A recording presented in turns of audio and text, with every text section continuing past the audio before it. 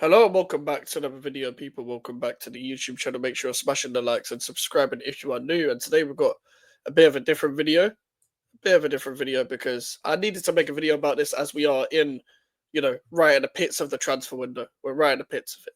And the reason why I want to make this video is because it frustrates me every single year. And I feel like with my audience being slightly, well, not slightly bigger than last year, but quite significantly bigger than where it was at this moment in time last year, I need to make this video kind of again, sort of thing, because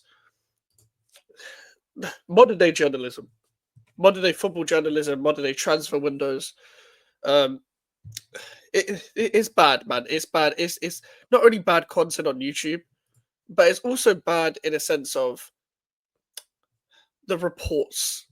What we're seeing from reporters is probably the worst part about this. And the reason why I say that is because, for example, like before the Fabrizio days and all of that, we would just be, I don't know, we would usually just see it on our phone that the club has announced it all of a sudden. Like, if I was to take you through the timeline of how I grew up, knowing how people transferred to other clubs, etc., like as a guy who's born in the Barclays era, um, obviously originally was Sky Sports. It was Sky Sports with the yellow banner underneath and stuff like that as well. It was the underneath banner where it'll be like breaking news, Mesut Ozil was signed for Arsenal or something like that. Like that's the first transfer that comes to my mind when I think of the Sky back in the day. Is that or Peter the Wingy, the classics, the classics where the reporters used to go outside and you know someone put something in the reporter's ear or something like that.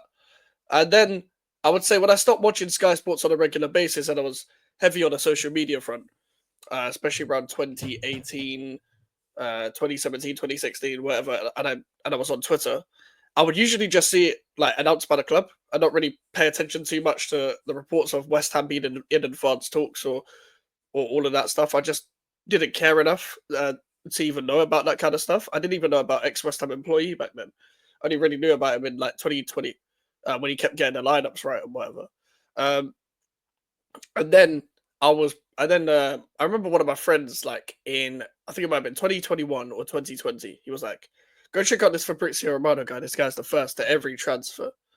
And the here we goes used to hit different, man. The here we goes used to hit different, especially at West Ham United. Even I've not seen a single here we go all fucking summer, all fucking summer. It is unfortunate, but this is the problem now. This is the problem now. Is for example, this is the problem now. Twitter's ruined the journalism. The Elon Musk era of Twitter has ruined every single part of the journalism. Even the reporters that you consider reliable. And listen, Romano and Ornstein are still reliable. They are still reliable. Don't get me wrong. But when it comes to football transfers, it comes to a point where we now know every single step of every single transfer. It was actually refreshing to see the whole Tottenham Gibbs White thing yesterday because we heard the interest, then instantly they paid the release clause. So there was nothing to it, sort of thing. There was nothing like Tottenham are walking to the deal, Tottenham are approaching, Tottenham are advancing or whatever. That was a refreshing report to see. Just our medicals booked, they paid the release clause. Here we go.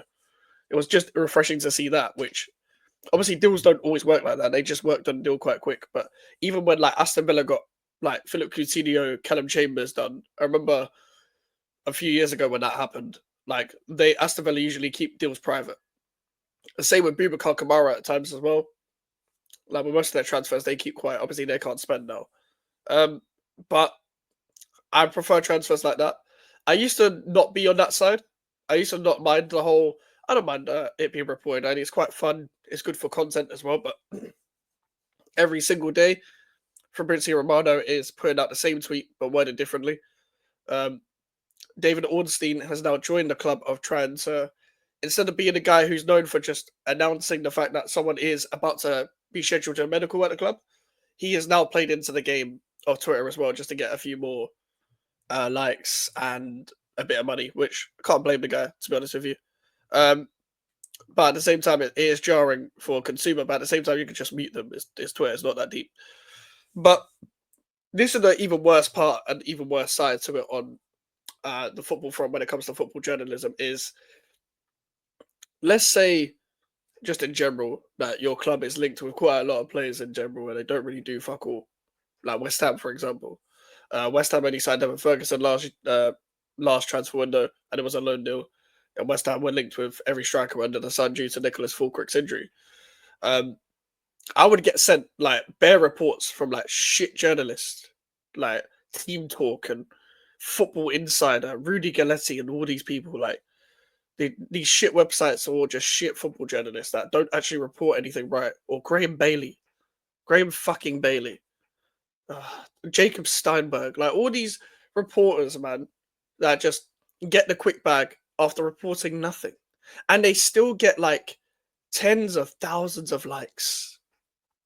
They still get like 40k likes at times when it's a transfer rumor that everyone's like, "What? This has happened? What do you mean? What do you mean that West Ham are trying to offer a Kudus Sancho swap with Manchester United, even though that was never ever fucking true?" Like, I can't be bothered. I can't be bothered with. I can't be bothered with people keep believing every single report they see under the sun. It's like everyone wants to believe a tier 3 source for the sake of the hypothetical, for the sake of discussing it. Like, how is your mind not fried by like the 10th transfer report that you've seen on that day? Because, like, it comes to a point where it becomes a fucking mental illness. Like, you're legit just looking at every single report, thinking this could be true, this could be true, or this could be true, and none of them are true. None of them are fucking true. Like, I'm not following a report reported by Rudy Galletti or Graham Bailey. Just stick to the ones that you know already. Just because you want something to happen doesn't mean it's true. It does not mean it's true. That's the problem we have with modern day football journalism, is that anyone can report any single thing and people will believe it. And people will send it to me now because I'm a West Ham fan. People will send it to me now. And I'm like, bruv, this is not true. Fuck off. Like, it's just not true. Like Rudy Galletti reported West Ham were going to get Rodrigo Muniz.